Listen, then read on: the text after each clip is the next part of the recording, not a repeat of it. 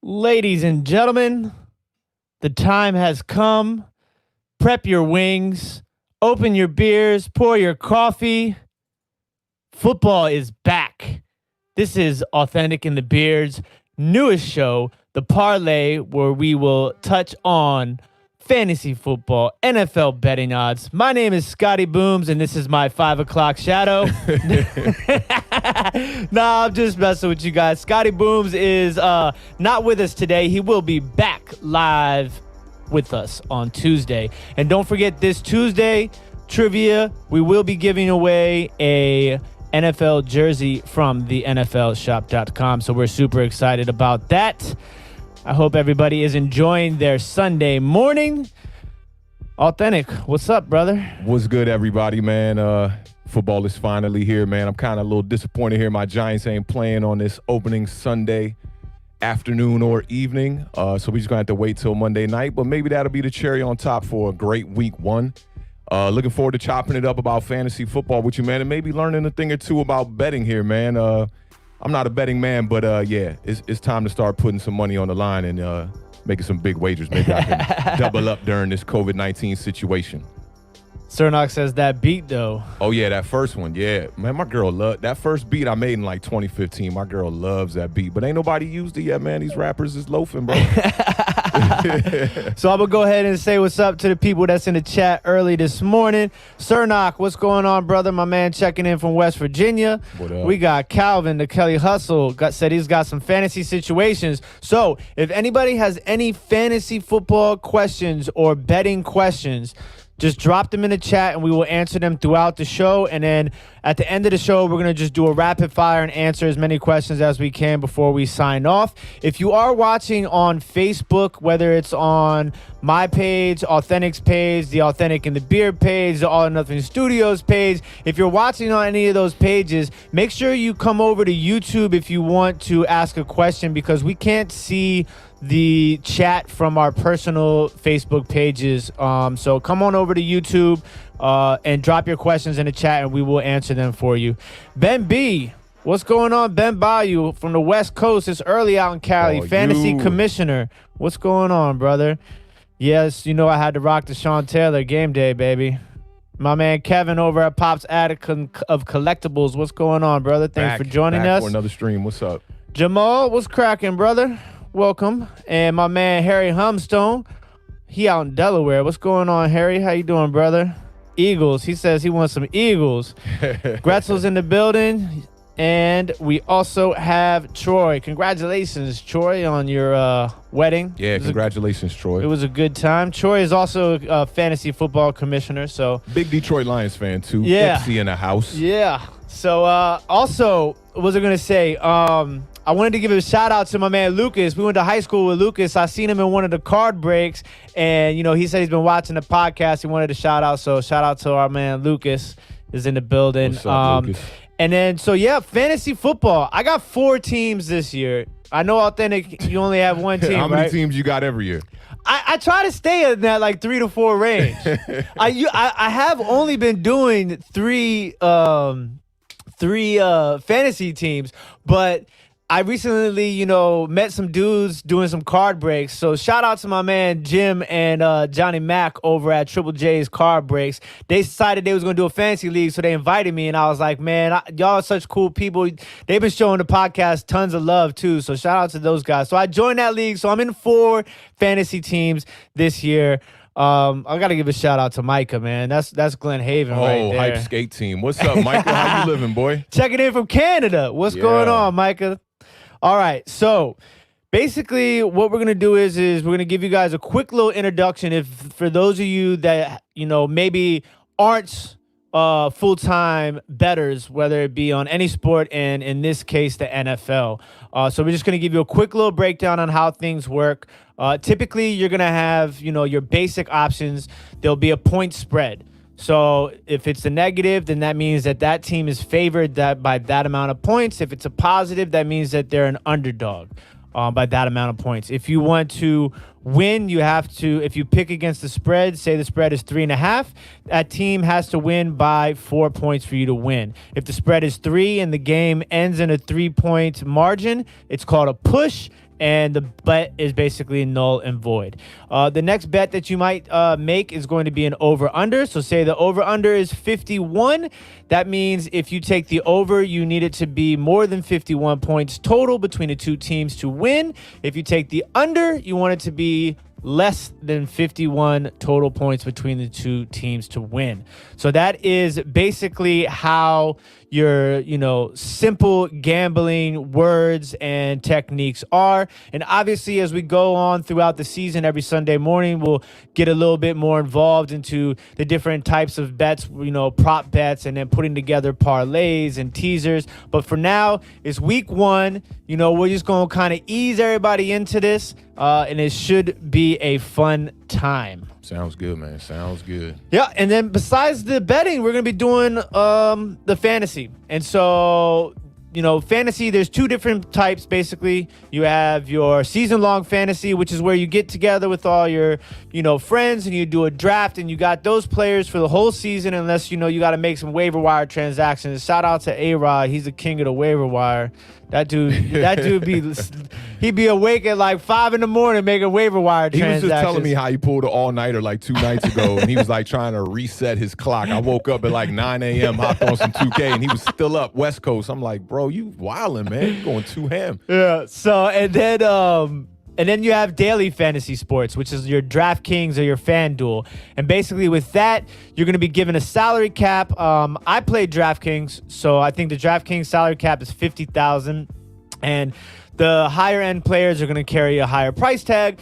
And basically you have to construct a lineup using that salary cap and, fitting in the players according to those numbers. And you still got different style leagues when you in DraftKings. You got different like PPR leagues, things like that. It's all the same scoring, but they have different sorts of competitions. So basically you can do 1 o'clock only games. You can do only 4 o'clock games. You can do every single game from Thursday to Monday. There's those types of games, and then they have individual games, which are called showdowns. So basically it's one game, you pick players from those two teams, and you pick a captain. That captain gets 1.5 times the amount of points as the rest of the people on your team. Got you. And then so like with DraftKings, there's cash games, there's tournament games, and there's large, like 300,000 people in one tournament, but you could do like 10 people in one tournament. So it's definitely very wide range of variety as far as the type of things you can get in on. It's super interesting, and I've been pretty successful. I'm not gonna lie, I've had a couple of big wins, but it's a lot of fun. I see. Shout out to Donald Pratt in the chat one time. Hey, we coming for y'all neck this year, bro. I promise you. The Giants gonna bounce back, man. New culture, new coach. So y'all gonna look at our fantasy lineup, starting some of these young boys, maybe start getting some points out of them Giants too, bro. What's up, Benny? I see you in there too. What's up, Glock? How you living, man? He wants to know if your shirt is for Field Cast Iron. Oh, no. Actually, my shirt is for Field. They're a grow house in California. Shout out to my boy Joe Andre and Mike Swan.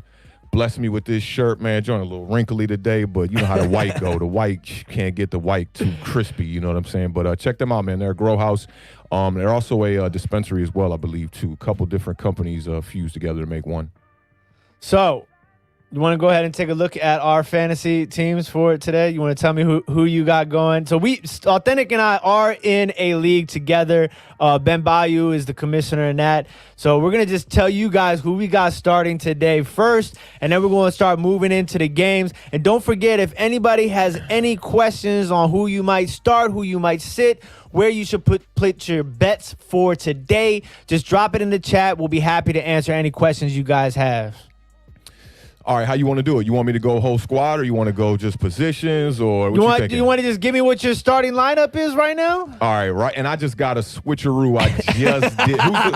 Who's the Cats podcast we was just listening to, giving out advice? Joe Hulka. Joe Hulka gave me a little bit of advice on Mr. Melvin Gordon and Marlon Mack.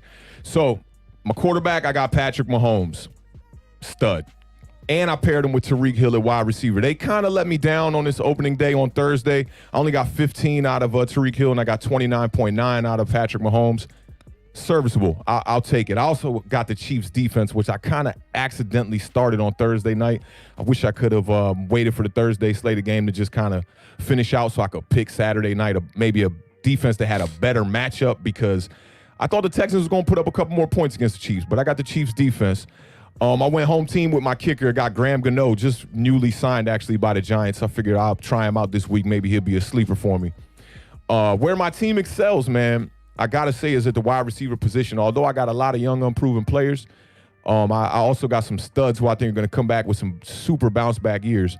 I got Odell Beckham at wide receiver 1, or wide receiver 2 in this case, Tariq Hill at wide receiver 1. I got A.J. Green coming fresh back off the injury at wide receiver 3, or my flex. And I got your boy, Tim, right now at least, Scary Terry at my other running back wide receiver flex position there. I'm thinking about swapping him out because I got Darius Slayton sitting on the bench, and we all know there was that battle between these two NFC East young wide receivers last year, which I kind of think Darius Slayton might have got the better of, but I think they both had 8 touchdowns, so kind of a toss-up here. That might be a game-time decision. I'm going to wait right until we about to get off air, and I'm going to make that decision if I'm going to start Terry McLaurin or if I'm going to go with Darius Slayton. My bench is kind of whack. My running backs are kind of, so I got Todd Gurley. But Todd Gurley, which everybody thinks he had an off year last year, I mean, he still had 12 touchdowns. I think he only had like 800 yards or something like that. I got that somewhere here in these notes. I think he only had about like 850 yards. But 12 touchdowns in an off year is when I saw that number, I was blown away. I was like, that's crazy. I picked him before I saw that number too. But I'm hoping for him to have a bounce back year. So injuries, new sceneries for my 2 running backs with Melvin Gordon and Todd Gurley's kind of interesting. I don't know how that's going to pan out, if I'm going to have to keep my eye on the waiver wire, maybe scoop somebody up. But Marlon Mack on the bench, Sony Michel, who he's only projected for 5.9 this week. But I did notice that in the 2019 season, the first 3 games, he averaged over 18 carries and over 4 yards a carry. So Bill Belichick does lean on him early in the season. I think the injuries was the thing that kind of like had Sony Michel kind of seeing, not as many carries. James White getting some carries last year.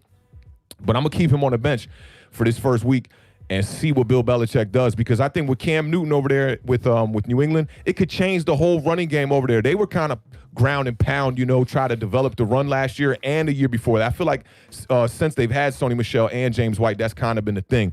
Pounded with Sony Michel, James White on third down, you're getting some receiving touchdowns, things like that. So I'm just hoping that Sony Michel has a better year. He's still a very, very, very young back. And Tevin Coleman, he's just sitting on my bench, just kind of lingering. I went with Patrick Mahomes in the first round early at pick 6 because people were just going crazy in our league. We saw Lamar Jackson go off the board and all the obvious ones like Saquon Barkley, CMC, and a few others.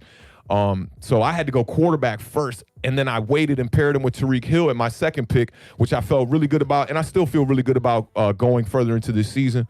But, week 1, kind of a letdown. So I just think my wide receiving core is going to probably take me to the promised land this year. Hopefully we get a bounce back year from A.J. Green and Odell Beckham. Odell Beckham, he put up the yards last year, 74 catches. He broke 1,000 yards.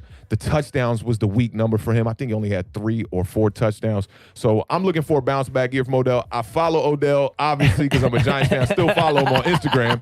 So I want to see Odell win. He's the kind of player that has battled some turmoil, all the young nonsense he went through his first couple years in the league. I'm hoping that he's matured. Maybe we put in some extra work in this offseason and it'll pay, and the touchdown number will rise up to maybe 8, hopefully 9 or 10. We'll see. So that's my squad right there in a nutshell, man. Shout out Jason Cardell. He's checking us out on Twitch right now. We appreciate the love, up, Cardell? man. What's up? He actually put us on to a lot of game, too, about the Twitch, man. We're going to make a lot of adjustments. Appreciate that, bro. PJ seems to think that I'm about to pick up an L today in our fantasy league. A+ mic drop. We're going to see. I saw that one too. So look. Before we go into my lineup, I did see a couple of questions, so I want to go ahead and just answer those really fast before we go into my starting lineup. The first question is from Calvin the Kelly Hustle. Says Gurley versus Seattle or Fournette versus New Orleans? That's a good question. I was going to tell you to pull that up, man. I like Gurley. I just think he has less competition over there in Atlanta. Fournette, there's a lot of running backs there right now. Too fresh for Fournette. All that turmoil just happened. I don't see them just throwing him in week 1 and giving him a boatload of carries. I got to go with Gurley. I just feel like they're going to ground and pound Gurley. You're going to get a lot of passes from Matt Ryan, but I just think Gurley's going to have more opportunity. I think Fournette's probably the better back at the moment, but I think Gurley gets more opportunities. Yeah, week 1, I think I would go with Gurley also, just because with Fournette, like, we really don't know. This is the thing that everybody has to remember. This is week 1 COVID style. No preseason, no training camp. We don't really know who's getting how many carries, who's going to be playing more snaps, what the direction of the teams is. So this is like throwing darts today. So, you kind of want to go with a little bit of familiarity. Yes. So, yeah, that's what you want to go with, And so, like, for me, with Fournette, you got Leonard Fournette, Ronald Jones, the rookie Keyshawn Vaughn, and LaShawn McCoy all in that backfield. Too many people. And like Awthentik said, in Atlanta, you got Todd Gurley and a couple other guys. So like in that situation, if I was forced to play one of those two, I would play Gurley. Ben B wants to know Boston Scott versus Washington or Chris Carson versus Atlanta. So I will tell you that Scotty Booms sent us a couple of duds, studs, and locks for the show today since he couldn't be with us. And he said Boston Scott was going to be a dud. He said he was going to be a dud. He said he was going to be a dud. CBS has Boston Scott picked as one of their sleepers. Yeah. I mean, and a lot of people do. Third down, Boston Scott's a beast. And Miles Sanders, the COVID thing is very tricky. Miles Sanders coming off a year, which was a fantastic year. He was banged up throughout it, but he still put up big numbers. They're hoping for him to come in this year and be the number 1 back. I just think Scott torches the Redskins every time. Even when he played against the Giants, he torched us too. He comes in on third down. He's getting those catches. I think the last 4 games last season, he averaged 6 targets in the passing game. I mean, that's enough, but I don't think it's enough to start him over Carson. Carson's going to get the more carries, I feel like. Yeah, and I mean, shout out to Tracy, who's also watching us on Twitch. We appreciate the love. Thank you for the support. I mean, with me, I think Chris Carson, and it's funny because those 2 running backs, Chris Carson was one of the breakout, the stars, the sleepers that Scotty Booms gave us, was Chris Carson. He's heavy on Chris Carson this week. And I like Chris Carson. I drafted Chris Carson a lot in last year's league, and he started coming on late in the season and then he got hurt. But like, and Seattle is one of the top run offenses in the league, so I would definitely. I think I'm going to go with Chris Carson, even though Boston Scott in DraftKings, I would probably stay away from Boston Scott because everybody's going to be playing Boston Scott because his salary is so cheap. And he's basically going to be the starting running back. So a lot of people are going to be buying Boston Scott in DraftKings. So that kind of makes me want to not roll with him in DraftKings. One more question really quick. I'll go over my lineup. Troy says Evans is a game time decision. CeeDee Lamb or Christian Kirk in his place. I have this similar situation because I have Mike Evans. I'm not playing Mike Evans even if he is active. It scares me week 1. Those sort of injuries. If I had to pick one of those 2 people, I would probably go with CeeDee Lamb because I think Jalen Ramsey is going to be all over Amari Cooper, and that's going to be opening up the door for Gallup and CeeDee Lamb. So I think if Dak can avoid pressure and has time to get rid of the ball, I would expect CeeDee Lamb to kind of quietly have a big game. Yeah, CeeDee Lamb's probably the pick there. My gut wants to go with Mike Evans anyway. I mean, put yourself in his position. You just got the greatest quarterback of all time just popped up on your squad week 1. I think you're going to try everything in your power to be on that field as many snaps as you possibly can. Christian Kirk, I'd stay away from him. I didn't like Christian Kirk last year that much. I put him in that Jarvis Landry kind of territory of last year where it's like you kind of expect some bigger numbers, but you're only going to get up to 10, seems to be with Christian Kirk. And now you got DeAndre Hopkins over there. I just see him getting a lot less targets. I'd go Mike Evans. Proven. CeeDee Lamb, not too sure what he's going to do. I mean, he balled out in college, but, it is a rookie's first game in the NFL. COVID situation happening. We got to take all of that into consideration. Offensive line, new acquisitions. You never know how much time the quarterback's going to have. So, yeah, I'm going Mike Evans with all those proven players. I mean, that's a Pro Bowl team them guys got over there. So I'm going to go Mike Evans. So we do have 10 minutes before the first official drop of the NFL season of the actives and inactives list. So as soon as we get our hands on actives and inactives, we'll try and keep you guys updated on those. So we're trying to, at that 11:30 mark, we get those inactives, actives, and then we're going to fly through these games for everybody. So we're moving at a good pace here today, ladies and gentlemen. And don't forget, if you are watching us on Facebook, you can come over to YouTube and drop your questions in the chat, and we'll be more than happy to answer them for you. I got a question for the chat one time, just as we keep going along. I'm definitely having difficulty seeing who I want to start with the Melvin Gordon and Marlon Mack. Denver's going against Tennessee's defense, which is, super strong defense there. Marlon Mack averaged over 4.5 yards a carry last year, and early on in the year, he had a couple 100-yard games. So very up, I'm just in limbo with who I want to start there. I had Marlon Mack. I just took him out. I put in Melvin Gordon. So just kind of want to see where that goes. If anybody in the chat got a little advice, kind of want to bounce that off me, let's see how that goes. Yeah, we're going to ask y'all some questions, too. Best believe it. We need advice Most as well. definitely. Everybody needs advice when it comes to fantasy. Y'all know how it goes. Hey, shout out to my man Skitter Scatter in the chat one time, man. What's up, bro? What's going on, brother? Long-time Redskins fan, I believe, too, He says it. unfortunately. Yes, sir. ACTR, baby. Yeah, that's the thing is that nobody really knows. We're going back Yeah, to this PJ. to this sort of COVID camp. We don't know how much carries people are going to be getting. Is it going to be 50-50? Is it going to be 40-60? Is it going to be 70-30? We just don't know. We're going to have to wait and see. So, as the season progresses in these next couple of weeks, we'll kind of get a better idea of where everything will be going. So, my fantasy lineup in the CBS Cali League. My name, by the way, is pretty cool. It's Haskins for a friend. I'm just gonna throw that out there. I did like that, man. Yeah. I got Saquon Bon Jovi. That's a really dope one though, too. 2 years in a row. That's now. one of those 2 years ones in that a you row. can keep for a little while. You know what I'm saying? So I'm going real young at quarterback here. I had the first pick in this draft, which I'm not really a fan of having the first pick in these drafts, to be honest with you, because you just got to wait so long before you get that next pick, and it really just kind of throws you off. I like to kind of be more in that middle range. I feel like you get a more quantity of solid players as opposed to like one really good player, and then it's just like, all right, what direction do I go fall next? off is drastic. So, my quarterback situation, I have Joe Burrow and Drew Lock. Now, I'm a big Drew Lock fan. I think Drew Lock's going to have... I can't believe you went with two young boys like that. Two young boys. You know what I'm saying? Yeah, I got in a couple of my other leagues, I also have this same lineup, these same two quarterbacks. It just kind of depends on where I'm picking to strategize where I'm going with my team. I also have Lamar Jackson in one of my leagues too, so I'm not too bad in all of them. But I am young at quarterback. I got Joe Burrow and Drew Lock. Drew Lock, I think, is going to have a breakout year. I think he's going to be amazing this year. I got high hopes on Drew Lock, but he is playing Tennessee the first week of the season, so I'm gonna put a little bit of risk on it, and I'm gonna go with Joe Burrow as my starting quarterback. My starting running backs are going to be Phillip Lindsay and Christian McCaffrey. My starting wide receivers are Stephon Diggs and DK Metcalf.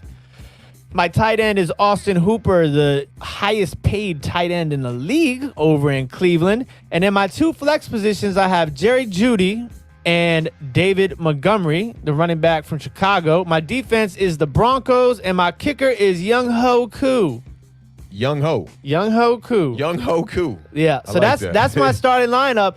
On my bench, I got Drew Lock, as I talked about before, and then I got Jared Cook, Mike Evans, who, Mike Evans and Kenny Golladay. Both of those dudes, that's two of my top wide receivers I'm not even playing this week because both of them are hurt in week one. Drew Lock, too, I like him, man. Small sample size last year. I think he played in like 5 or 6 games, 7 touchdowns, 3 interceptions, and 1,000 yards. That's solid, man. I mean, and he's body-wise, he's the prototype for quarterback, man. I think his ceiling is very high, man. I'm looking forward to seeing him play this year, but you might have jumped the gun just a little early, but keeping him on the bench, probably a good move, man. Yeah, it's just Tennessee, that's going to be a early Joan, you know what I'm saying? Like, just as an early, tough matchup for him. But he had that coming out game last year against Houston. What did he throw, 5 touchdowns in that game? Yeah, that's why them stats look so good. Yeah. And this my man, Jimmy, man. My man came, he does the car breaks. I want to say shout out to him. He's a Pittsburgh Steelers fan. He said he loves the show, but he was like, man, I don't know, man. Authentic talking all that Giants talk. Got to. You lucky Eli Manning ain't still around. That would have been a good one. But yeah, that's going to be an interesting matchup, and we're going to get to that too.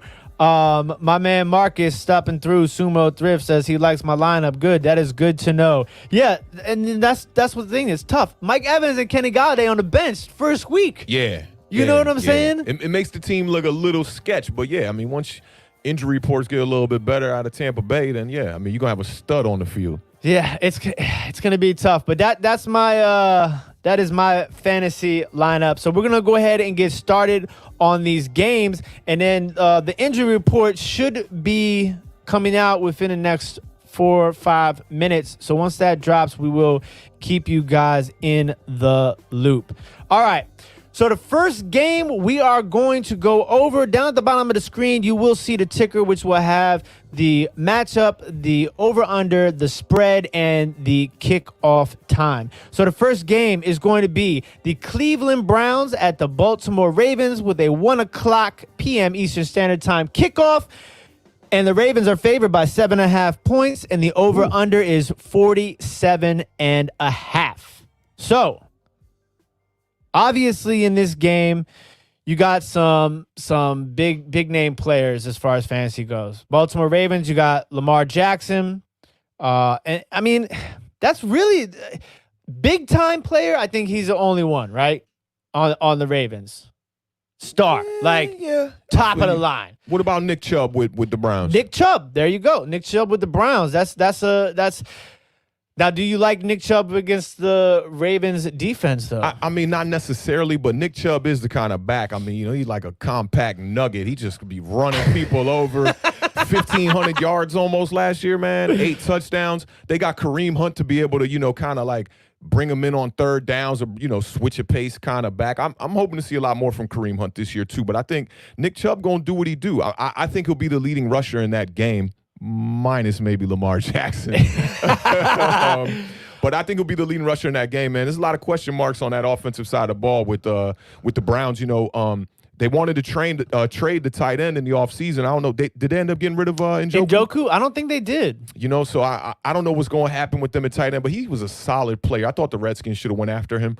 But Nick Chubb, man, yeah, I think Nick Chubb will do what he does. And I was kind of a little down on not getting Mark Ingram this year because last year, man, Mark Ingram was getting me touchdowns after touchdowns. The yards weren't crazy high last year, but it'll be interesting to see how many carries J.K. Dobbins gets in this offense. Because I know a lot of people are high on J.K. Dobbins. I mean, me personally, because the boy's good. The boy is good. Yeah, and don't let the Ravens get a lead in this game. Last time I remember they played early last year. Didn't the Browns beat them early last year? I think they beat them once, and then the second game was actually pretty close too, I believe. And the Browns lost that one. Yes. But the first one, it was like kind of a shocker because we didn't really know. I think it was early in the season. It was very early. It was like first 4 weeks. I remember because people kind of weren't paying it no mind until the Ravens went on that run. And then when the Ravens went on that run, we looked back at that game like, how did that Browns team even beat them? It was a high-scoring game, too. So, and you got to remember, these divisional games. Yeah, for sure. Would you say the combined total points was supposed to be in this game? The over-under is 47.5. I don't think they're going to get there.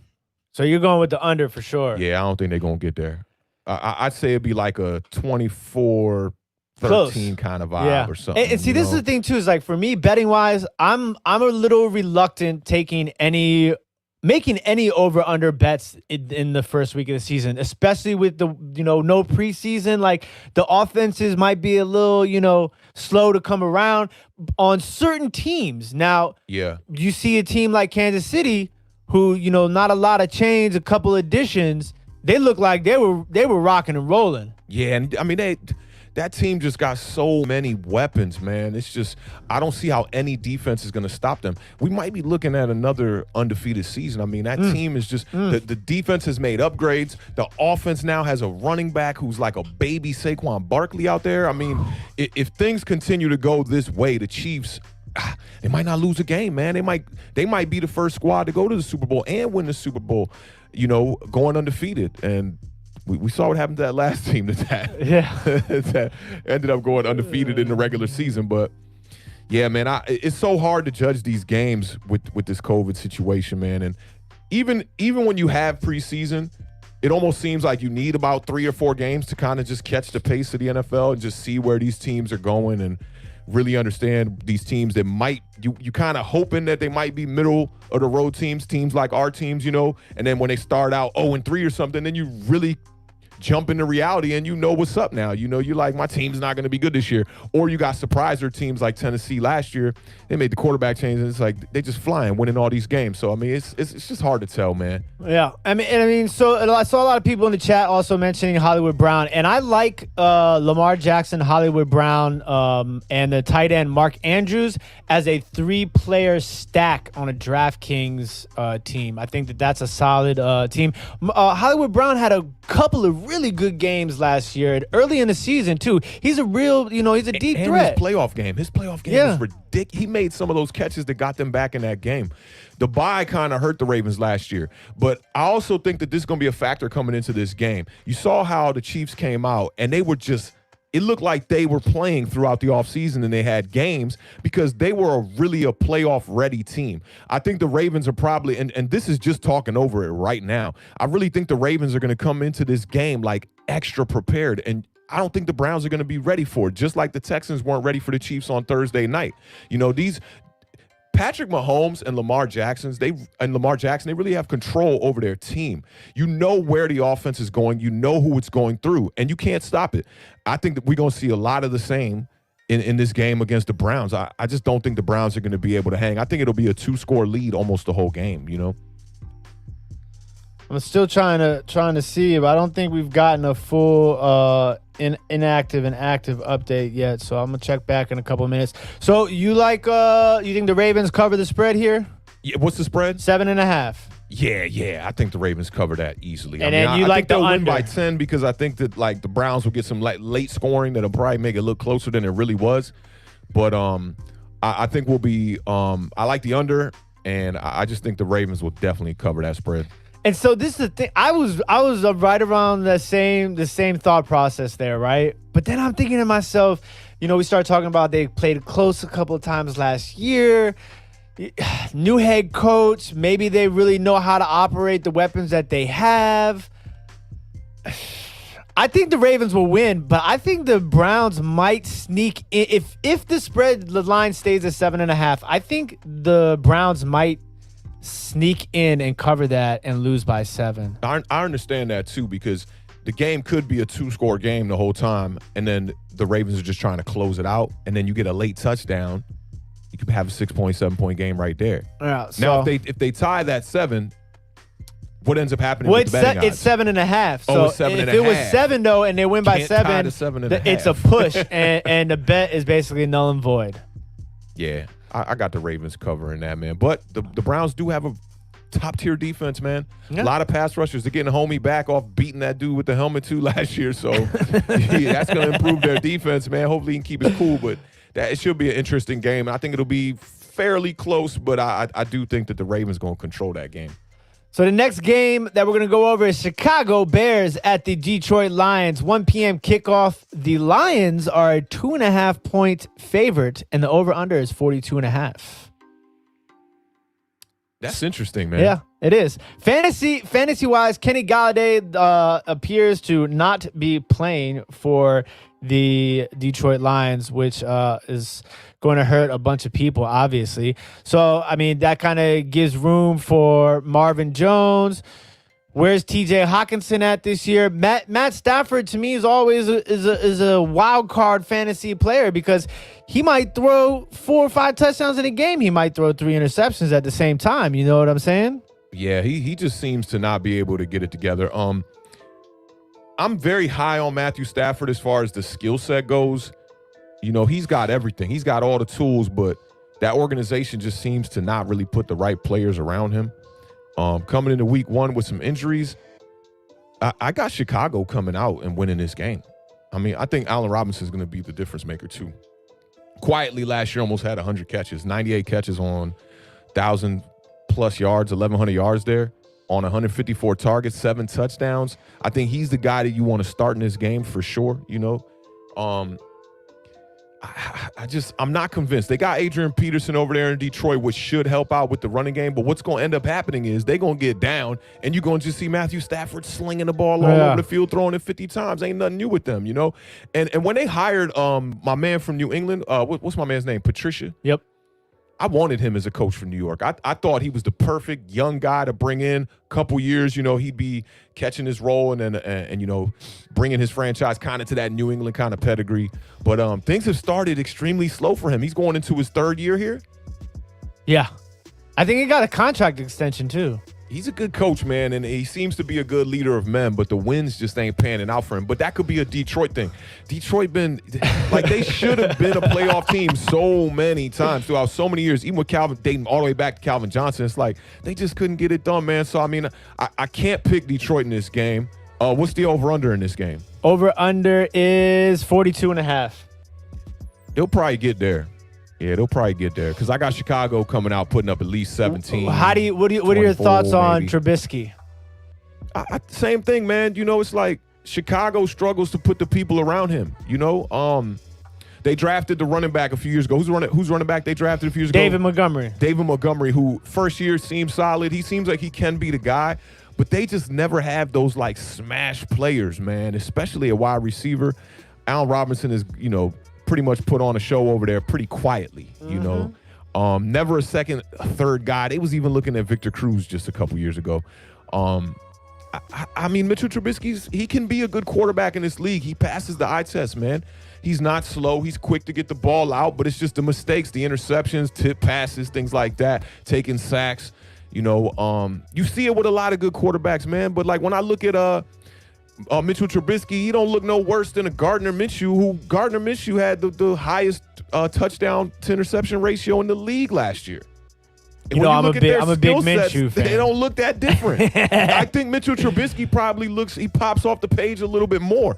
You know, they traded up to get him over 2 of the best quarterbacks in the league now. Yep. You know, and I don't think they did that for no reason. You know, situational circumstance is a big thing in football, man. And Patrick Mahomes, you see it. He got every damn weapon you could think of in Kansas City. Lamar Jackson's got all these weapons, bro, and can run the ball. So Mitchell Trubisky can't run the ball. He ain't got no Mike Vick bailouts. You know what I'm saying? We seen him run a couple of times. It's kind of fun, actually. To watch him he's not like, you know, gimping. He's not the runner when he come out the pocket. He's not Peyton Manning running, like but you know what I'm saying? So we do have a question. For those of you that don't know, we are also streaming on Periscope, a.k.a. Twitter. And a question comes in from Varsity42. Says, start sit Devontae Parker, Marquise Brown, Adam Thielen, Henry Ruggs. So I'm assuming you have to pick 2 of these guys to start and 2 of them to sit. Do we though? Do we? Because I'm not sitting 2 of these guys. Well, yeah, you have to. That's the question. I mean, I don't know, man. There's a lot of slashes here. It could be all one question. It could. I don't know. All right, this is what I'll do. I'll rank my rankings for today's matchups. Top these from 1 to 4. I think Henry Ruggs might have a killer debut. I think Adam Thielen has a good matchup. Devontae Parker is at that New England defense. Stephon Gilmore is probably gonna be locking him down. So I'm gonna go Henry Ruggs, Adam Thielen, Marquise Brown, Devontae Parker. One more time. Henry Ruggs will be my first choice. My second choice, Adam Thielen. My third choice, Marquise Brown. My fourth choice, Devontae Parker. Yeah, I'm kind of similar. I got to go Adam Thielen, number 1. He's playing against a division team in Green Bay. Kirk Cousins, proven. He gonna light it up. So I got to go with the proven players here. I got to go with Adam Thielen at number 1. I'm going to go Marquise Brown at number 2. Never been high on Devontae Parker, so I can't go there. And I'm going to go Henry Ruggs at 3, Devontae Parker at 4. Yeah. So Ruggs is going to have trouble because the Raiders' running game is so good. So, you know, you might not see too many passes in that game. This might be a Pittsburgh kind of philosophy to get the W there. They got great tight end, a lot of unproven wide receivers over there. But what's my man's name? Hunter Renfrow. Mm-hmm. Last 2 games. Oh, yeah. 13 catches on 18 targets for 209 yards and 2 touchdowns. So he might be the number 1 guy. Ain't no telling. I like Derek Carr over there, quarterback. You know, he's going to be able to definitely distribute the ball, but it's no telling, man. He does like to hold the ball and get sacked a lot. That game could be a coin flip. Who knows? My man David checking in all the way from Ireland right now. Shout out. Thank you for joining us, brother. Oh, shout out that Notre Dame W yesterday, Tim. Yeah, Notre Dame did. It was an ugly game, man, against Duke, but my Fighting Irish did come away with the W. So, yeah, shout out Notre Dame. So one more thing, key note to look for in this game, Chicago tight ends. I'm kind of curious to see, as far as future fantasy options go down the road, how, speaking of Notre Dame, Cole Kmet fits in with this offense in the Chicago Bears. I saw you got him on a couple of your DraftKings squads. Yeah. You were showing me I there. took him on a couple of little waiver, little cheap, fill spots, see what happens. You But always got these players that transition from college and, they kind of under the radar, these players that I don't know about that much that you always, got a couple little sleeper picks you picking on. I don't know how many of you hit the jackpot on any of those. yeah, we're going to find out soon enough. You always got maybe that's from your experience of watching college football so much. You see these guys in college and you kind of hoping that it translates. Whereas me, I don't watch college football so much, so I'm like, if I ain't heard of the name like that, you got to prove me otherwise. Ain't nothing wrong with that. So Chicago, Detroit's favorite 2.5. What you got? I got Chicago in that one. Chicago. So you're taking Chicago. I'm taking Chicago. That might be a bet you might want to make. You might be able to make a little bread on that one. Yeah, there you go. And you like the over-under at 42.5? I got to go under, man. Both of these teams are pretty. I'm gonna go the complete opposite. I think Detroit steps up, and I think it's gonna be a close game. But I think Detroit will probably edge it out by 3. Yeah. And 42.5. I think they're gonna come in right under 42.5. I think if you're gonna go Detroit with the win, you might as well go over because I was going to. If Detroit wins that game, they'll probably put up 24-28, something like that. They'll probably put up 28 points, maybe 24 points. And if you got it a close game, maybe you can get close to that. It's tough, man. It's tough. So Troy, our local Michigan guy says Detroit and the over. All right, so we're gonna move on to the next game. I'm still checking to see what's up with this inactive report. I haven't seen anything come out yet on the wire. Awthentik, you gonna take a look on that? I got you. All right. So the next game I will lead you all into: New York Jets at the Buffalo Bills. The Buffalo Bills are 6.5-point favorites, and the over/under is 39.5. That's kind of low. So in this game, I think Josh Allen is definitely going to be I think he's going to be a sleeper pick as far as quarterback goes. A lot of people can easily forget that Josh Allen he runs well, and he'll get you, I want to say he averaged about 20 to 30 yards a game rushing last year.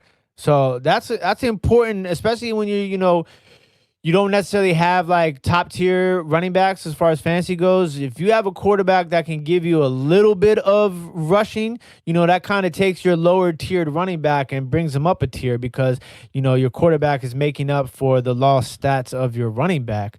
As far as the Jets go, I know I'm waiting for Le'Veon Bell. Is Le'Veon Bell ever going to be the old Le'Veon Bell? Right now, I'd have to stay away from Le'Veon Bell until he shows me something different. I hear you on that, man. He's Le'Veon Bell's a solid back, but look at these players that leave the Pittsburgh system, go somewhere else and struggle, man. It's just like it's almost like Mike Tomlin had a lot to do with why he was getting all them yards and was a top 2-3 back for 4 years there. You know what I mean? I'd stay away from Le'Veon Bell too, man. And the Jets just, I don't know, man. Adam Gase, I don't trust him. I just don't trust them eyes he had in that one interview. I don't trust him. I wouldn't have hired him off that right there. I'd have been like, he didn't pass the eye test.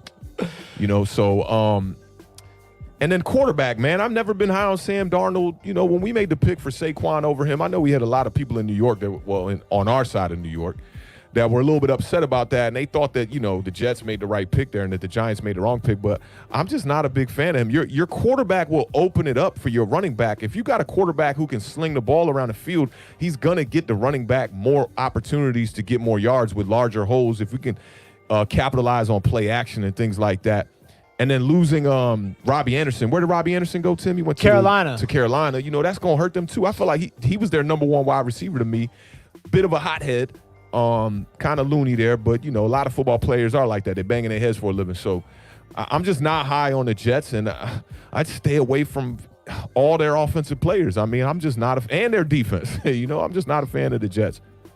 All right, so I think we're going to interrupt this really fast with the update. I think I found some updates. That's the one on RotoWire? No. You already have one? I have one on RotoWire. Where'd you find yours at? ESPN. Okay, let's see what it's about. David, well, I'm just going to go through the ones that have, some, initial impacts, obviously.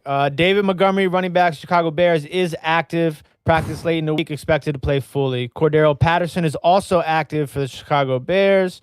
Kenny Galladay is inactive official.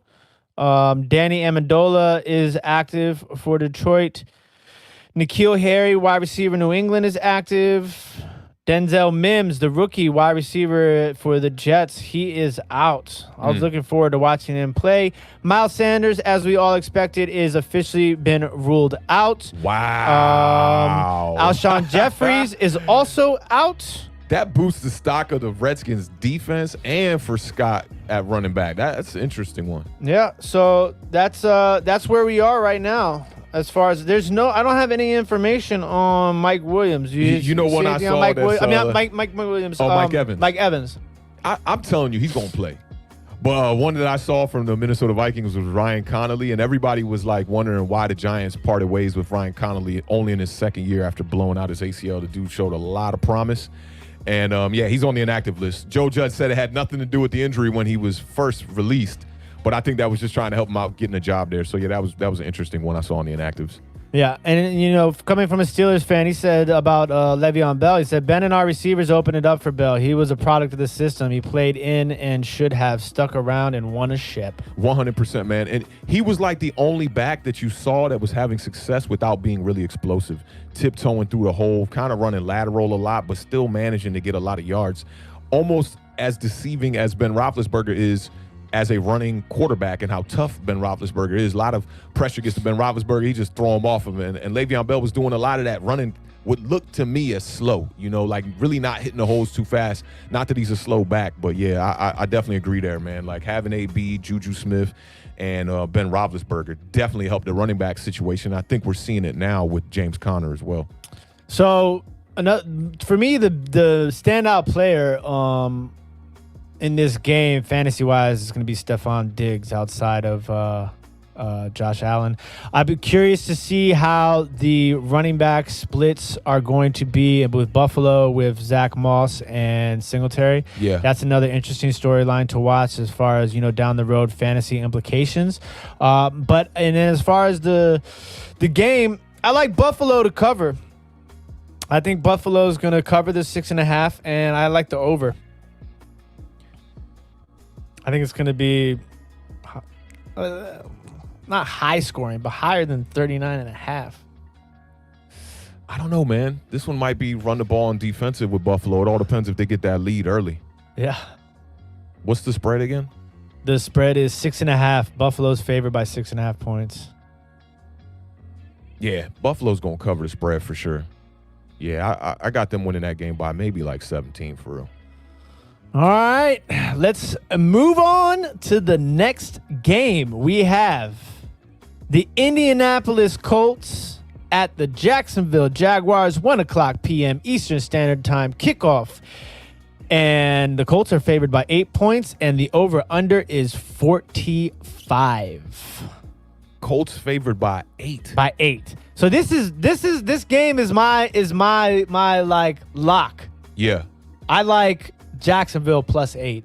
I think if you can get Jacksonville plus 8, I think that's a good bet. I like Jacksonville. I mean, plus 8, yeah. I mean, Gardner Minshew coming out here, man. He gonna ball. it's kind of crazy to me that he had that ratio last year of touchdowns to interceptions. It's kind of interesting when you think about that. And coming into this game, he's only owned in 15% of leagues. You know, the disrespect. The man put up 225 points last year. 21 touchdowns, 6 interceptions. I mean, I got to go with the Jags here. But this the real question. And the reason why I think Gardner Minshew's going to shine in this game. But the real question is, who going to be running that rock, you know? Okay, you want to know who? Chris Thompson. Chris Thompson. Every down back? I love Chris Thompson. Not I told you I wanted back. to sign him. I love Chris Thompson. Great, tough runner. He's a undersized running back, tough guy, gets those third down catches, always fights for the yards. I definitely like Chris Thompson, but we can't bank on beating NFL teams with Chris Thompson only. Yeah. You know, so that's going to be tough. But Gardner Minshew going to light it up. Whether it translates to a victory for them, the Colts are always hard to gauge, and then we coming into this year blind as ever, man. It's like I don't know how to judge the Colts. The Colts did decent with Brissett, you know. It's just very hard to judge them. So I'm not sure. Now you got the quarterback coming in. It's like, and we talked about that the other day about the Colts. Like, they're always just like this, like in limbo. You don't really know, are they going to take that next step? You don't. Are you know, they have a solid offensive line. They seem to be able to run the ball. You know, T.Y. Hilton. I love Michael Pittman Jr. as a rookie too. I think he's going to get a lot of burn, so he might be a sleeper when it comes to fantasy. I don't know about week 1, but, you know, somebody to look at, you know, in the future, the weeks to come. Phillip Rivers, can he even throw the ball? Nah, I'm not down on Phillip Rivers. And look, I feel like the media, the like commercial media, they put out these narratives that these quarterbacks just in 1 year lose their arm strength and all that. Go back and look at Phillip Rivers' season before last. He was an MVP candidate. Balling out. The problem, I looked this up yesterday in a conversation with Patrick too. Phillip Rivers, the problem with Phillip Rivers, whenever he's a losing quarterback, it's always when he's overthrowing the ball. So I looked up how many attempts he had in all of his losing seasons. He was over 550 or like 520 in every one of those seasons that they finished under 500. So the key with Phillip Rivers is you got to start with the run. If Phillip Rivers can operate off of play action and keep his throws to a minimum, hopefully under 40, that's when you're going to see Phillip Rivers shine, and you're going to see that you know, all-pro quarterback, possible Hall of Famer, but I mean, he's just lost too many games, if you ask me. But that's when you're going to see him at his best, you know? So they got to figure out a way to get that run clicking early. No Keenan Allen for him. You know, Keenan Allen is just like, when in doubt, just like Mike Evans is for the Bucs. When in doubt, throw it up. Keenan Allen, to me, is one of the best wide receivers in the football NFL. Yeah, and he just got that bag, you know. We were talking about him yesterday, whether he's in his prime now or kind of seeing the end of his prime. But Keenan Allen's past 3 years have been just completely ridiculous, off the charts. But Phillip Rivers, he'd be the key to winning this Colts game. If Phillip Rivers can get it clicking, if they can start with a little bit of run and be able to run the play action, which maybe I could start Matt, but if they can do that, they'll excel, and it'll completely change this game around. But if they allow Gardner Minshew to come out here and start throwing the ball all the way around the field and maybe get up by 10, get up by 14, the game's going to get out of reach. You're going to see Phillip Rivers trying to throw the ball to catch up. And if he gets over 50, any quarterback, if you get over 50, it's not a good look. Well, you know, if that's you're throwing over 50, it's not a good interesting look. take. And then we got a couple of new people in the chat. I want to say what's up to Jimmy over at Uncle B's Old School Flips, who also has another football channel that he does.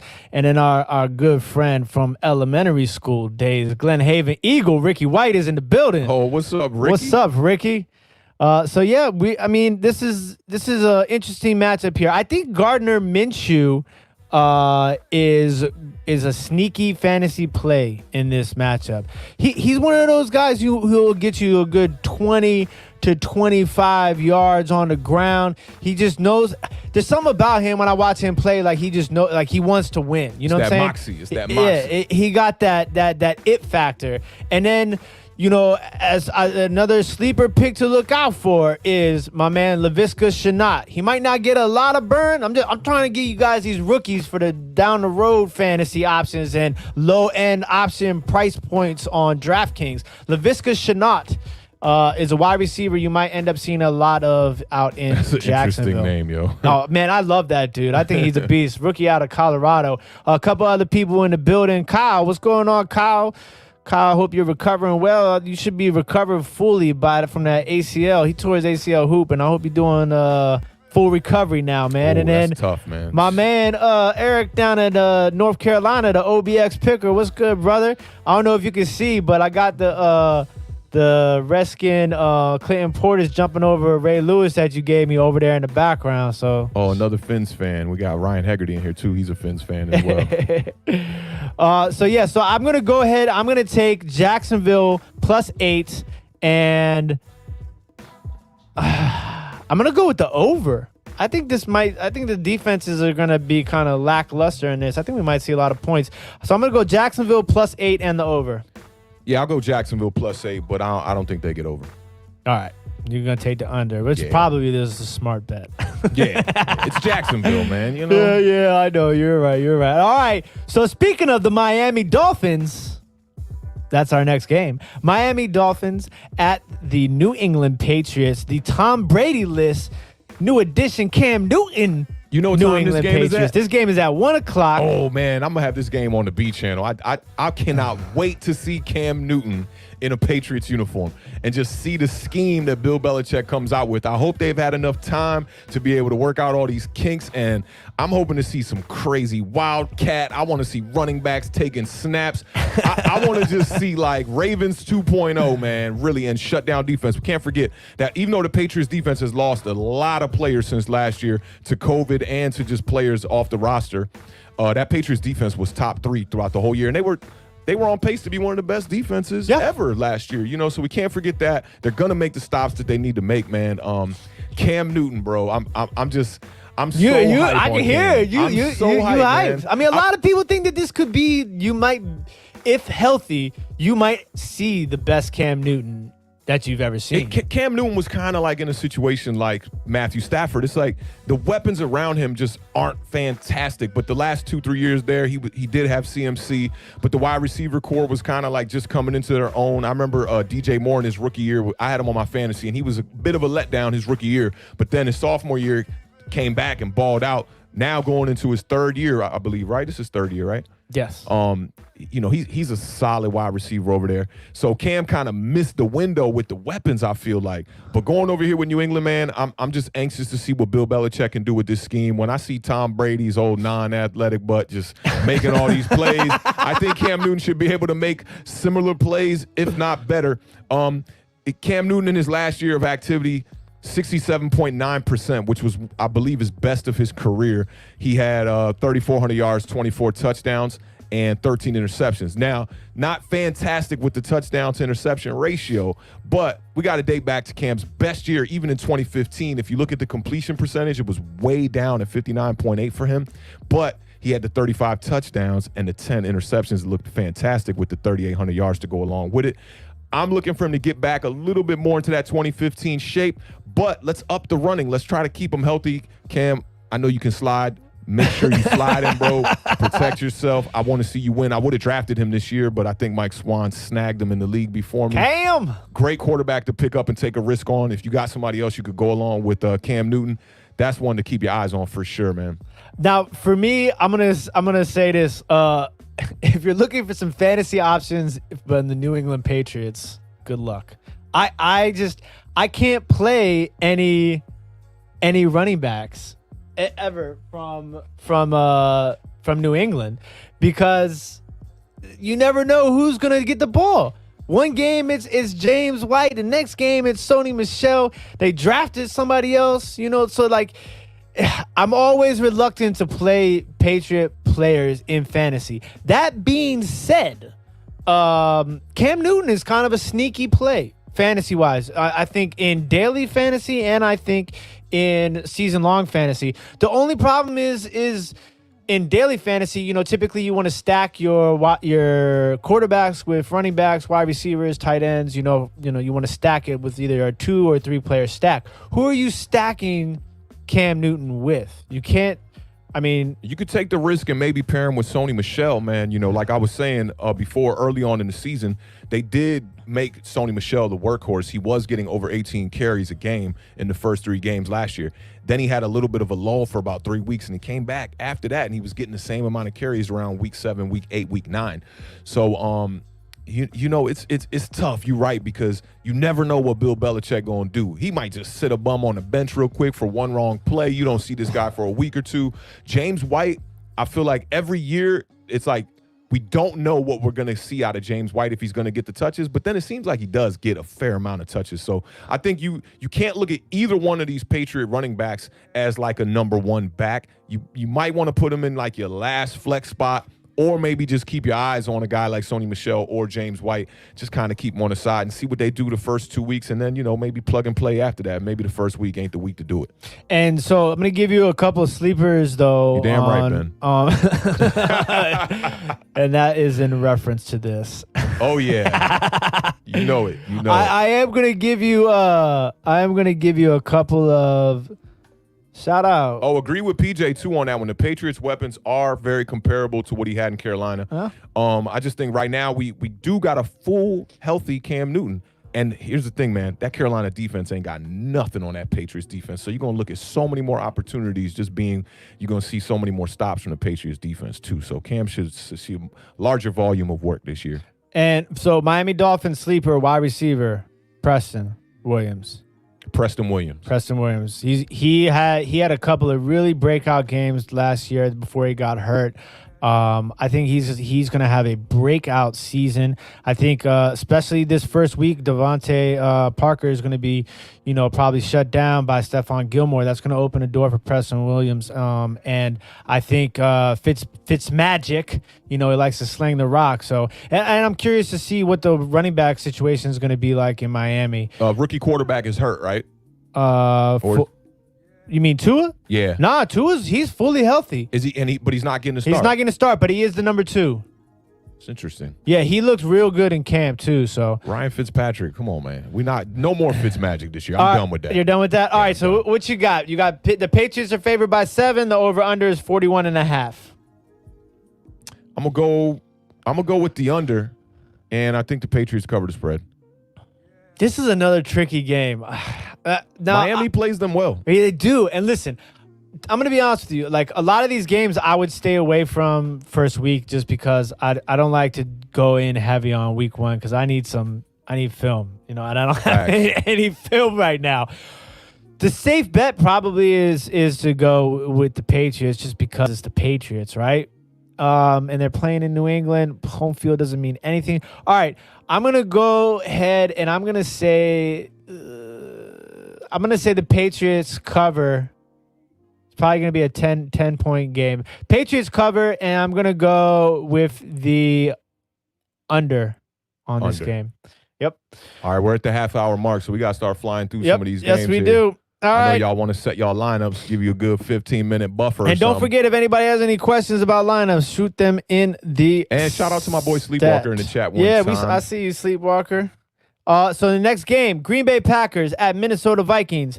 The Vikings are a 2.5-point favorite, and the over-under is 44.5. This is going to be... The Vikings are favored in that game. Yeah.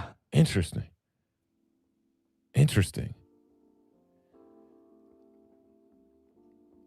Damn, that's a tough one to call, too.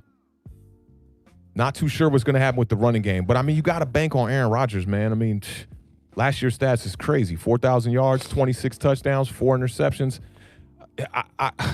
I think that the Green Bay Packers are going to win that game.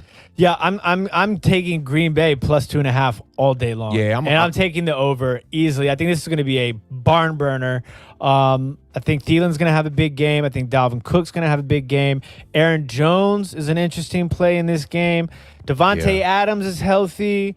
But, he's going to get his. It might start slow, but he's going to get his. Yeah, and speaking of starting slow, man, Green Bay, the past couple years, they really haven't started off the seasons, with good records, like winning their first 3-4 games. And I know that's got to be an issue of concern for them this year to come out, win week 1, and get the flow going early because they seem to be always chasing. They do usually end the season with a good record, but it just always seems to have a little hiccup right in the beginning. So I know they're going to be coming out here trying to be hot. Yeah, I'm with you on that. I got Green Bay taking that one for sure. Yeah, so we're going to both go Green Bay plus 2.5. You like the over also at 44.5?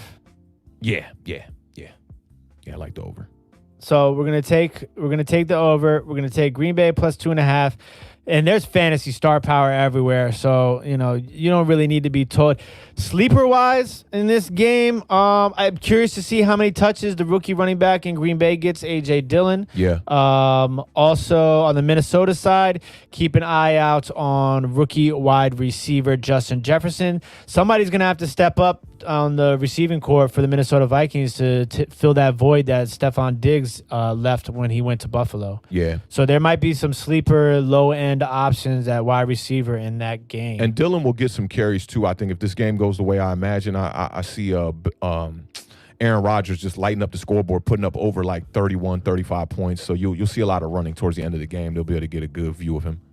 Yeah, and Cernock agrees Aaron Rodgers is ready to ball, Packers and the over. I like the conversations happening in the chat right now. I see there's some Super Bowl, some quarterback controversy of all time sort of thing. So yeah, good stuff, chat. You can't compare Trent Dilfer to Eli Manning. No, you can't. Or Next Phillip up, Rivers. Seattle Seahawks. This is basically a pick'em game. Seattle Seahawks is a 1-point favorite at the Atlanta Falcons. The over-under is 49. Man, same thing with Seattle, man. Usually start off a little bit slow here, but I got to pick them in this game. What was the spread? 1. 1, yeah. Seattle's going to cover that. So it's basically a pick'em game. It's going to be a 10-point win for Seattle. I'd say they probably get about 24 points on the board. A lot of people think Atlanta could be a sleeper Super Bowl team. They are. I mean, you got to look at it. Matt Ryan had a down year in 2019. But if you go back to his MVP season where he was in the run for that in 2018, 35 touchdowns, 7 interceptions on almost 5,000 yards. That might be the best passing season we've seen in a long time right there. But people forgot about it because we all know what happened in the Super Bowl. Yeah. So now, I mean, in this game, obviously, you're looking at running back. You want to see what is Todd Gurley's role going to be for the Atlanta Falcons. And I got Todd Gurley on the start, man. 12 touchdowns. Just don't forget that. Because even if he don't get the yards, they probably going to give him the ball on the goal line if they get close. I see him getting 1 or 2 touchdowns in this game. And I think, and Scotty Booms already told us, he sent us he thinks Chris Carson's going to be a stud. I like, in daily fantasy, I like a Seattle stack here. Russell Wilson, Chris Carson, DK Metcalf. Yeah. Or you go Russell Wilson and then double down on the wide receivers with Tyler Lockett and DK Metcalf. Atlanta Falcons, you can all... In my opinion, Matt Ryan, Julio Jones is always a good stack when it comes to fantasy. Definitely. I just, they're going to touchdown things that was a problem, last year. Yeah, that was killer, man. But Ridley too, man. Baller. So, Bucks Nation says sit Mike Evans. I just saw your message on Instagram. So we got some inside information. Shout out Bucks Nation. Hamstring are tricky with wide receiver when not properly taken care of. I'd stay away from all Bucks in fantasy because it's too many hands and one ball. But Godwin would be the money cow in all PPR. Bucks over Saints 24-20. Whew, that's a lot. All right, so we're both going Seattle. Yeah, that's another game on my radar. Is that one at 4 o'clock or 1 o'clock? What? Oh, that's a 4 o'clock game. 4 o'clock. That's my 4 o'clock game. Do you like the over or the under? 49, Seattle and Atlanta. It's a tough one, man. That's a tough one. Seattle plays both styles, man. They can play games that are defensive and hang around. I'm gonna go under. Under. Yeah, I'm gonna go under. See, if this would have been like a Week 10 game, I'd take the over, right? But I'm gonna take the under. I'm gonna take the under. What's up, boy? That's Delonte, I think. Yeah, it is Delonte. What's up, boy? All right, so we're going to move on. Next game. We are now not. How many more games we got? We got about 4 or 5 games, right? This is the last 1 o'clock game. All right, Oakland Raiders, 3-point favorite at Carolina, 1 o'clock, over under 48. Ooh. Teddy Bridgewater. Who's favored in this game? Oakland is favored. By? 3 points. By 3 points. Okay, I do like that. I think Oakland does win this game. Yep. There's going to be no defense in this game. I'm going to go with I'm going to still go with the under. So go with the under? Because both teams are led by running backs, and I think the guy to look out for in this game is probably Hunter Renfrow. Just ended last season really good. Like I said earlier, 13 catches, 18 targets, 209 yards, 2 touchdowns. I'd keep an eye on him and Henry Ruggs too, but I wouldn't start Henry Ruggs. Yeah, so I'm rolling. I'm rolling with Henry Ruggs. The Oakland Raiders have the youngest wide receiving core in the National Football League. They are starting 2 rookies at wide receiver and a second-year guy. I also like Oakland to win this game and cover the spread. It's going to be some running backs, though. Josh Jacobs and Christian McCaffrey. Yeah, it's going to be nice. Those are 2 big names in the running backs. I mean, in daily fantasy, it's kind of hard not to roll with McCaffrey. Josh Jacobs is valued. His salary on DraftKings is really low, but there might be a high ownership on him. So depending upon the game that you're playing, but both of those running backs are definitely must starts. Sleeper Robbie Anderson for the Carolina Panthers and Teddy Bridgewater. Yeah. That's a good one. And I think if it comes down to the quarterbacks, though, I got to have faith in David Carr here, man. 4,000 yards last year, 21 touchdowns, 8 picks. Super quiet. Now he's got some help with some rookies in there. Hopefully these boys can really ball out. And if it does come to the pass, I got David Carr, really edging out Teddy Bridgewater in this one. All right, Larry Fitzgerald or Curtis Samuel? That's a tough one. It is. I'm going to go Larry Fitzgerald. Looked up his numbers just yesterday. So super surprised at his numbers. A lot of touchdowns, had fairly a good amount of yards. I think it was in the 600-700 range.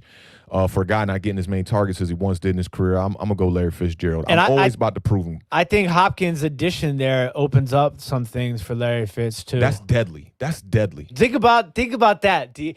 I don't care how old Larry Fitzgerald is. That dude can catch anything that's thrown his way. Yeah, he's still deadly. So, yeah, I like Larry Fitzgerald also in that situation. The next game, we're going to the 4 o'clock games. The Los Angeles Chargers are 3-point favorites at Cincinnati Bengals with the over-under of 41.5. Now, I am all over this game as far as the Bengals. I like the Bengals. I think the Bengals are going to be a much improved team. I think Joe Burrow is going to come out there and slang the rock. Chargers have a little bit of injuries situation on the defensive side, but they still are a solid defensive team. And then they both are coming off the edge. It's always, troublesome. But I like Burrow-Green combination. I like the Burrow-Green mix and stack. I'm sketchy about AJ Green and Burrow, just week 1 because we really haven't seen much. I wish we could have got some preseason games to just see how the timing was looking on the routes and things like that. This is probably one of the more harder games to judge for me because we got these question marks at quarterback. I mean, Tyrod Taylor, we know he can take care of the ball and he can run the ball. But we haven't seen him start in a long time. And when we saw him start last with the Browns, it didn't look that great. But I am gonna take the Chargers in this game, and I'm gonna take the under. I'm gonna take the Bengals to cover 3 as an underdog, and I'm gonna take the over. And like I said, and Hunter Henry, Los Angeles Chargers tight end. Look out for him. He might put up some points. That might be a safety blanket for Tyrod. Somebody who we can.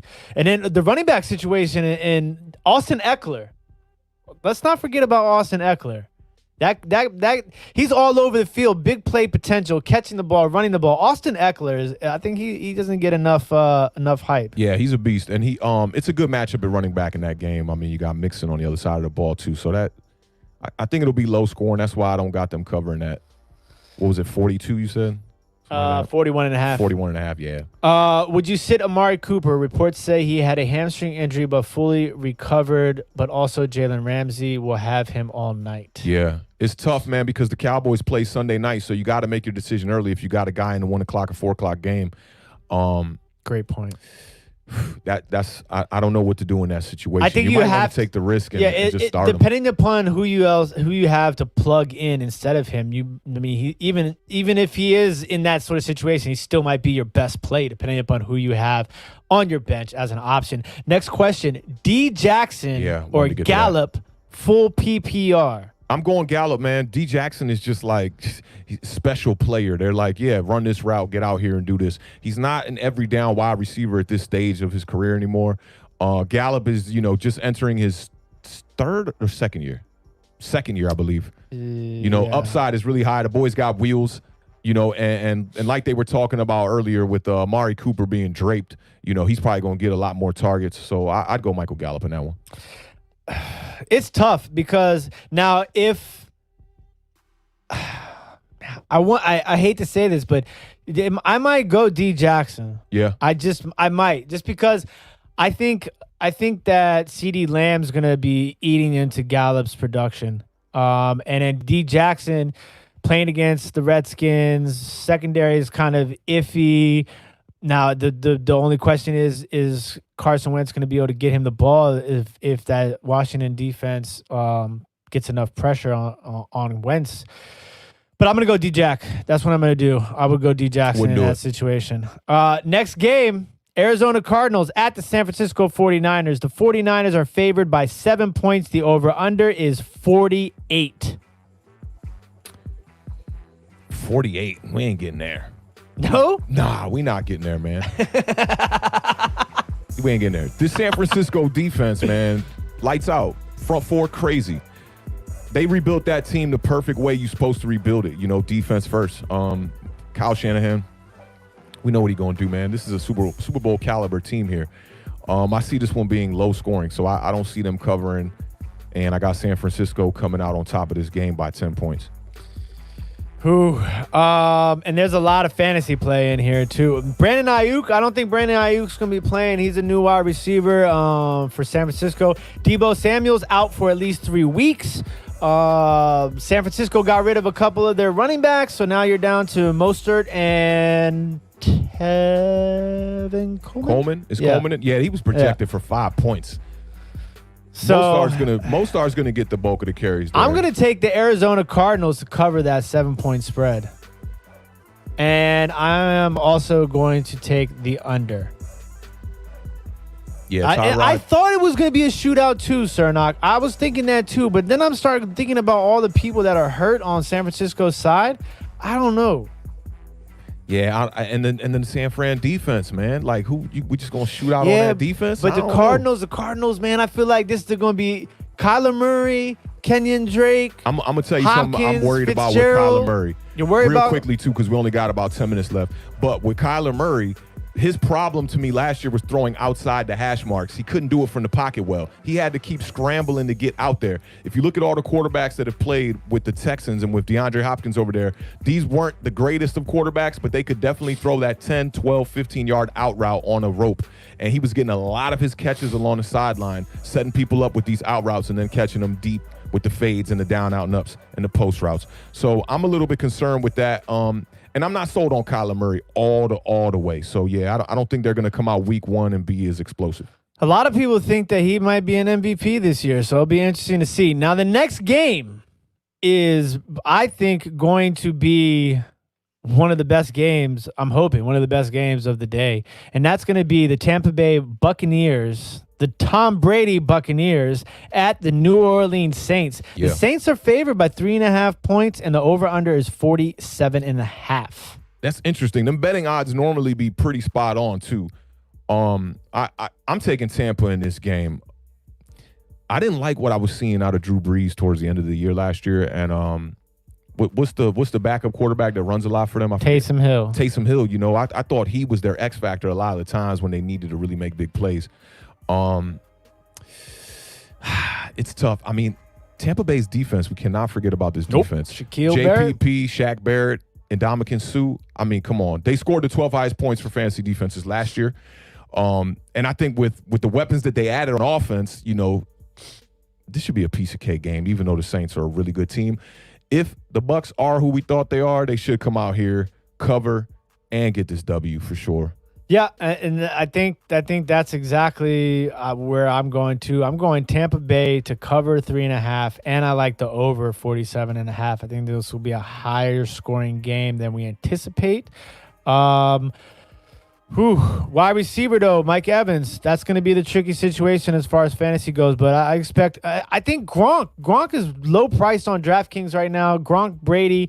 They have a chemistry. They know how each other play. Expect Gronk to have a big game, in my opinion. Quickly before you move into the Rams-Dallas game, one, I don't think Gronk's going to have that big of a game because I think they'll be targeting him. But I wanted to ask you, is Bruce Arians allowing Tom Brady to bring some of his, offensive formulas from New England over, or are they just having Tom Brady adjust to their system? I'm sure it's a combination. Combination of both. Okay, yeah. Yeah, you know, maybe like, you know, the control that he has at the line of scrimmage is probably going to be very similar to New England. Yeah. But I bet you that they're running more of a Bruce Arians. Yeah, I go Tampa, and they'll cover that. Yeah. So that's the you got last, Dallas and Rams, I think, right? That's the last game of the afternoon. So now, Sunday night, the 0-8 starting Dallas Cowboys, according to Mr. Awthentik. 0-4. 0-4, my bad. 0-4. So y'all know how I got in this game. I just think Dallas is up in the air, man, with Mike McCarthy coming in there as coaching. And I think a lot of fans are overlooking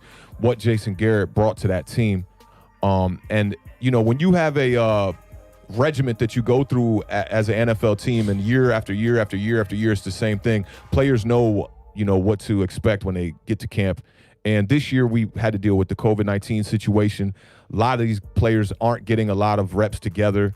I just think Dallas is going to take a little while to get it clicking, and might not get it clicking at all under Mike McCarthy. But I do got them starting off 0-4. The schedule is very tough. What's the spread here? The spread is Dallas Cowboys are favored by 2 as of this morning. Yeah, so that might change, obviously, between now and tonight. I've got the Rams winning this game by 9. Woo! That's a bold prediction right there. I also am going. I think I like the Rams. I'm going to take the Rams plus 2. Over under though 51.5. I'm going to go with the under on that. I'm going to take the over on that. You're going to take the over? Yeah, I'm going to take the over on that. Shootout, huh? Yeah, I'm going to take the over on that. CeeDee Lamb, I think, is going to have a breakout game because I think Jalen Ramsey is going to be all over Amari Cooper. The running back situation for the Los Angeles Rams is something to keep your eye on. They like Brown. Darrell Henderson, I know, had a little bit of a nagging hamstring issue. And they have the rookie Cam Akers. Also keep your eye out on rookie Van Jefferson, who is looking to step in and fill the void of Brandon Cooks. Robert Woods, I always like as a fantasy option. I just think he's one of the most consistent wide receivers in the NFL. So Jared Goff is going to be a bounce back. I don't know. We're going to find out tonight, but I think we both like the Rams plus 2. I'm going with the under. Awthentik is going with the over. All right, we're on to Monday night. Jim, you in here? Your Pittsburgh Steelers are 5.5-point favorites at the New York Giants. The over-under is 46. I'm going to let Awthentik. In this situation, these games are going to be our final decision, our last call. Final answer on the NFC East game. So, Awthentik, what is your final answer for Pittsburgh Steelers and New York Giants? I'm still going New York. New season, I gotta have faith in my squad. I mean, Pittsburgh's bringing out a tremendous defense and a team that went 8-8 last year with Duck at quarterback and Mason Rudolph. I mean, this is a good team. It's still a good team with a good coach. It's a good organization, but I got to take New York. I think Juju Smith-Schuster is somebody to watch out for because the New York secondary is very unproven, very young. We got the loss of DeAndre Baker. Xavier McKinney won't be able to see the field for a good couple of weeks here with the fractured foot. So look for Juju Smith-Schuster to pretty much dominate our secondary. And I also like their tight end, bro. Is it Vance McDonald? Yeah. I like him. I think he's going to be the one that'll get the more catches out of the two.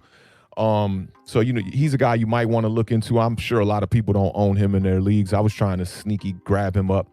But, yeah, I got the Giants winning that game, man. I got Danny Dimes coming out on fire. You got the over on 46 points or the under? Got to go over because this Giants team is not going to shut down Pittsburgh. So to win this game, we're going to have to score a lot of points. I got the Giants putting up maybe 28 points and coming out with the victory and covering. I do think the Giants are much improved. I do think that there will be a different team as long as they stay healthy because we just haven't seen everybody on the field together at one time yet.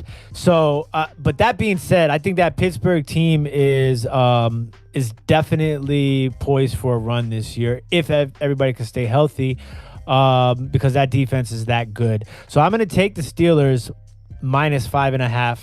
I am going to take the over. No, I'm going to take the under at 46. So I'm taking Steelers minus 5.5, the under 46. Look out for Deontay Johnson at wide receiver for the Pittsburgh Steelers. And I also think Evan Ingram might have a big game for the Giants.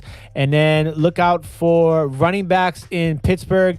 We need to know who's getting what carries. Does they have a crowded backfield in Pittsburgh? So I'm really interested on seeing that. You think we should start or sit Darius Slayton? As far as you?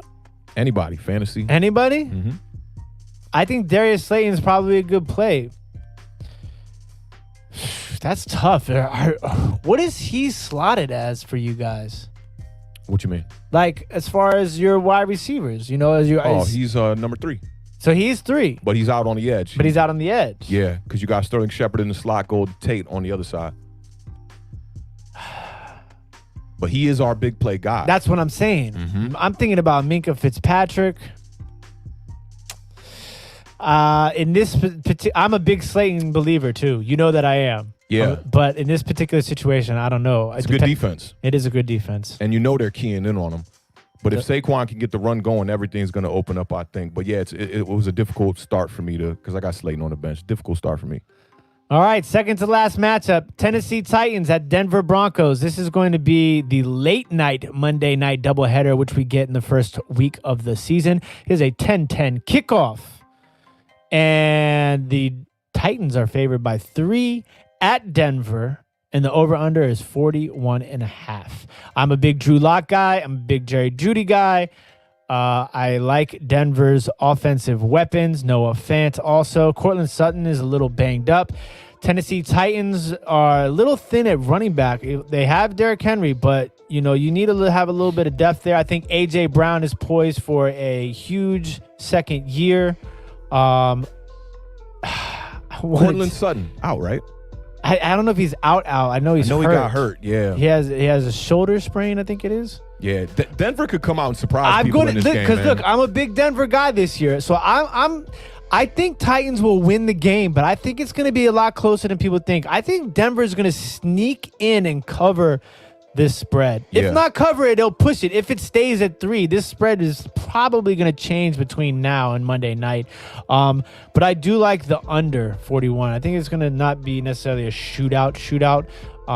It depends on if Drew Lock is throwing touchdowns or throwing interceptions. But Jerry Jeudy, look out for Jerry Jeudy, especially with Sutton on the fence. Yeah, I'm with you on that too, man. Two solid running backs over in Denver. I think we're going to see a lot of running the ball here. I don't think we get over that. You said it was 41?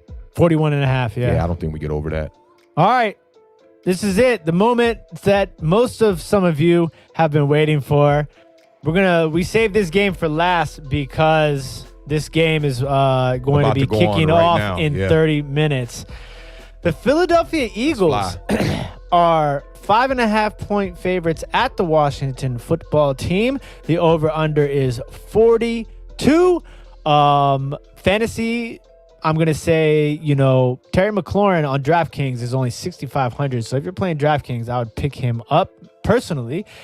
Gibson is another really cheap option. We still don't know what the rotation is going to look like with Gibson, McKissick, and Peyton Barber, but I would roll with Gibson in daily fantasy. On the Eagles side, Jalen Reagor might be a sleeper pick with Alshon Jeffries out. Boston Scott, didn't he torch us last year too? I remember him torching us. I think he came in relief too. I think somebody was hurt ahead of him. But defense. Take the Washington Redskins. No matter what you do, they're gonna have. Oh no! They're gonna definitely do not take the right. Look, last time Carson Wentz played this defense, he was 28 of 39, 313 yards and 3 touchdowns. Look, Carson Wentz is about to come into this game playing no games. I think the scariest person to start, pun intended, is Terry McLaurin because he's going to be going up against Darius Slay. So it's like we don't even know. He might get shut down. Hopefully they're going to move him around, put him in the slot, try to keep him away from Slay, and he can get a couple catches, maybe sneak out with a touchdown. But I disagree. I would not go with the Redskins defense, especially week 1 with all the turmoil they just had in the offseason, all these articles coming out. Watch out for that. Dwayne Haskins, we need to see what he can bring to the table offensively. Who's going to run the rock for the Redskins? I wouldn't start a Redskin on my team except Terry McLaurin. He the only one I would consider. So I definitely got the Eagles winning this game. And I think they're going to put up like 34 points on the Redskins. Whew. So I'm assuming you're taking the over. Yeah. All right. I'm taking I think that I am going to. You got 1 minute. Hurry up. I'm gonna take the Washington football team to cover the 5.5, 100%. Scotty Booms also said that was his lock of the week. He says take Washington plus 5.5. I'm also gonna take the over. The Washington football team is going to have 7 sacks today. I said it on Thursday's episode. I'm saying it again now. Yeah, front four is nice. So 7 sacks from the Washington football team. I'm going to give you 4. You're going to give me 4? 4 is still good. I'm taking 4. Obviously, 7 is like my bold prediction. I don't like the way you feel about 4. I'm going to give you 3. So yeah, we're gonna wrap this up. So give everybody 30 minutes to set your lineups. Is there any other questions in the chat? Do you have any other fantasy questions? Let us know. We do want to remind everybody that we will be back Tuesday. We're here, guys, every Tuesday, every Thursday, 7 p.m. and every Sunday at 11 a.m. Do not forget next Tuesday to make sure you are here in the chat for trivia, as we will be giving away a prize for trivia. Yeah, we'll be giving away a NFL jersey of your choice from NFLshop.com. None of that iron-on garbage. We're going to get you a stitched, real deal jersey. I need a new one myself, man. I'm thinking about getting me a Danny Dimes stitch, maybe in blue. But yeah, we're definitely giving away a jersey. So tune in Tuesday, man. It's going to be a big show. Tuesday at 7 p.m. I hope everybody enjoys today, because I know we've all been waiting for this. There's no way you can't, man. Yeah. We all been. Anybody in this chat, you got to be a football fan to be checking us out on some football stuff. So I know everybody is hype about today, man. Finally get a full slate of games. When Thursday's game went off, I felt like crap all over again. I was just like, teaser, man. I need some more games. So I'm ready, man. I got to wait till Monday night to see my Giants. So hyped to be back, man. And I'm hyped to be giving y'all 3 shows a week. I mean, it's going to be a great football season. Hopefully COVID doesn't, hiccup, slow things down a little bit, or, any games get canceled and we could get a full season here. And I'm looking forward to seeing the new playoff format too, man. Maybe that one extra spot is for a special team. Yeah, like the Washington football team. What? The Washington football team? No. Oh, you already know it, Sir Nog. The red zone is going to be pumping. Oh, full effect. Full effect. Red zone. If you don't got your hands on red zone, make sure to check out reddit.com. With a simple search, you'll be able to find yourself some fantastic red zone streams. All right, ladies and gentlemen, thank you all very much for joining us. Shout out Scotty Booms. Shout out PJ. They will both be back with us on Tuesday. Enjoy your Sunday of football. My name is The Beard. Awthentik here, man. Do it up. Don't get too wasted today, y'all. And we will see you guys on Tuesday. Peace. Peace, y'all.